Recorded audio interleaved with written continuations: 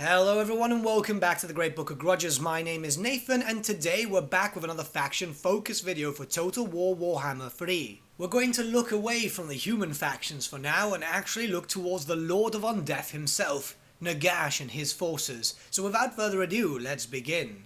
Nagash is the Lord of Undeath itself, and he has been hinted at in the Total War Warhammer series for quite some time now, with the most recent hint being in the most recent DLC pack, The Shadow and the Blade, where in the realm of Nagash, his capital city, his lifeless husk can be found if you control the actual city itself. And while Nagash is essentially a living god, or well, unliving considering his undeath state, it would make sense to actually see him as a playable character in the far future of Total War Warhammer, especially if it goes through an end times route, but we're not really confirmed with that just yet. Going over a little bit of lore here, round about the time that Karl Franz was coronated, which is where the first game is actually set upon, Nagash is still pretty much dead at this moment. It wasn't until a few years later where the combined efforts of Arkan, Manfred and a few others actually saw Nagash rise again. So it is more than likely that we'll see Nagash in his end times form and also with end times units and magic. But before we get into the unique stuff about this army, we'll have to go back and actually look at the current armies available that are undead.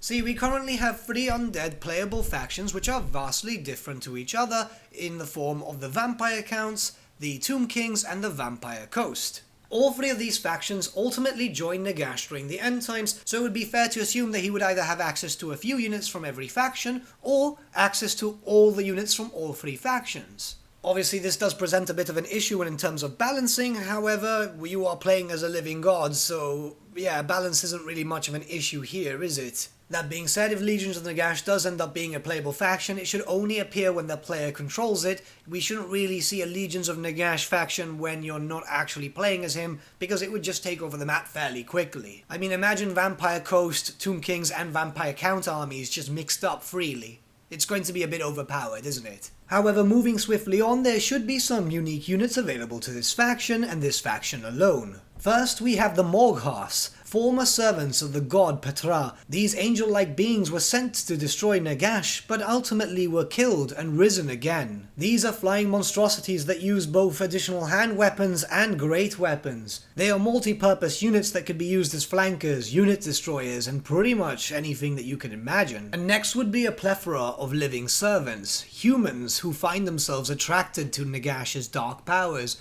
These would not be necromancers, but rather people who think that the Lord of Undeath can actually make them live for eternity. While in truth they would be nothing but puppets to him, they would believe that so long as they serve Nagash truthfully and faithfully, that they would be gifted with unending life such as like the vampires would have, instead of becoming mindless zombies or skeletons, which ultimately they would become. These could vary from basic peasants to spearmen, swordsmen, bowmen and the like, giving the Legions of Nagash something different visually to their other undead counterparts, considering that they'll have most or if not all of their actual armies. In terms of legendary lords, I believe that we should honestly really have Nagash and some of the Motarchs as legendary lords, whilst other ones that are still missing from the Vampire Count army book, the Tomb King army book and the Vampire Coast, they should be able to come out eventually with their own DLCs or FLCs.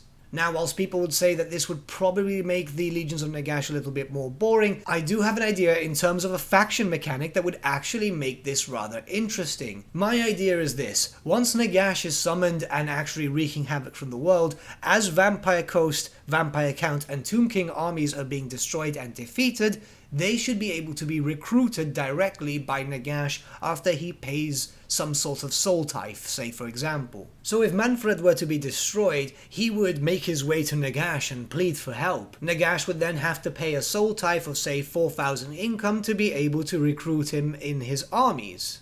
Obviously this would only be able to make sense with the characters that actually end up joining Nagash, so characters like Manfred, Vlad, Arkan the Black and so on. We shouldn't be able to see characters like Cetra join Nagash because obviously it would make no sense lore-wise and it would be a bit silly, wouldn't it? I mean, Cetra does not serve, he rules, so there you go.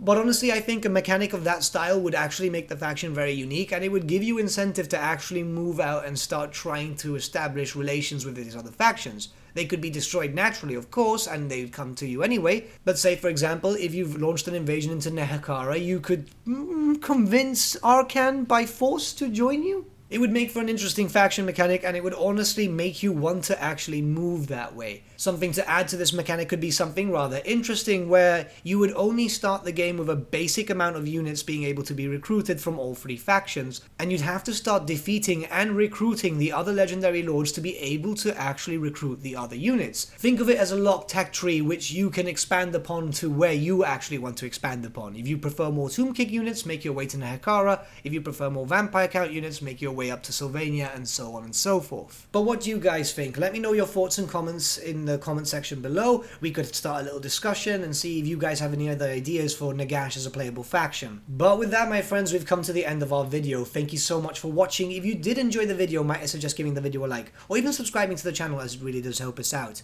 In the description section below, we have various links to social media such as Facebook, Instagram, Discord, and so on, where you can get in contact with the Great Book team. Also in the description link below, we do have an affiliate link with Element Games, where you could buy loads of wargaming products, not just Warhammer, for 10 to 25% off. Purchasing from this link also supports the channel at no extra cost to you, which we think is rather cool. A big thank you to our patrons. Your support means the world to us. Honestly, we find it awesome that people want to actually give some cash to the channel and see it grow and get to a level of quality that we feel that we can produce for you guys. This is completely optional, and honestly, you don't have to do it if you don't want to. We appreciate all the support you guys give to us in general by liking the video, watching it, commenting, sharing it. Honestly, it's absolutely insane. The channel's going through a bit of a boom lately, and it's absolutely amazing. But once again, my friends, thank you so much for watching, and we shall see you all again very, very soon. Have a good day.